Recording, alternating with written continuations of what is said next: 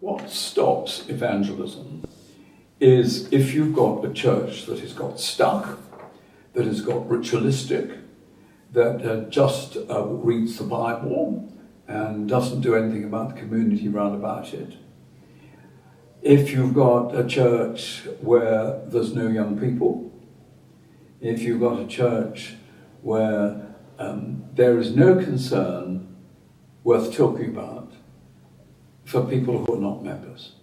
Remember that the church is the only society in the world that exists for the benefit of those who are not members of it.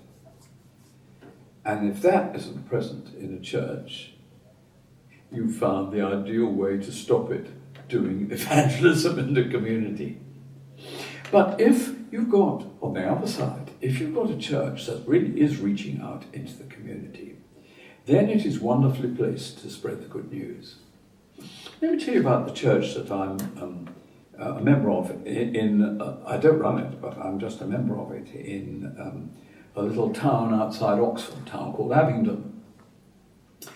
This church isn't in an ecclesiastical building, it's in a medieval tithe barn, and you can get some 300 or 400 people into this tithe barn, and gradually the church has taken over the ownership of the whole of the rest of the farm that was built round the tithe barn. And so it's now got meeting rooms there, it's got rooms for staff to operate, it's got plenty of parking, it's produced a cafe which reaches out into the community in all sorts of ways, one day specialising on board games, or one day specialising on people coming and knitting, and all sorts of ways like that.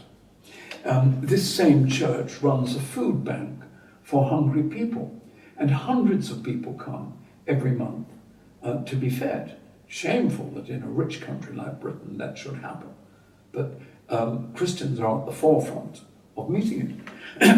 And so the people who dish out the food are all, of course, keen Christians, and they find opportunity of speaking on that way.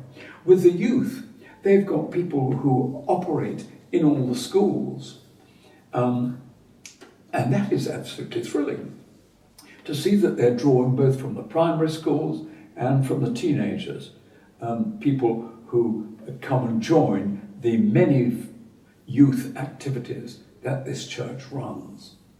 They've got all sorts of stuff for men. They run a whole week of events for people over 50. And hundreds of people come to these seminars on all sorts of different subjects, with Christian topics thrown in, and free lunches, and then some more topics in the afternoon. People absolutely love it. So here is a church that is reaching out in all ways into a community. And that is the sort of thing where you're going to see evangelism flourishing.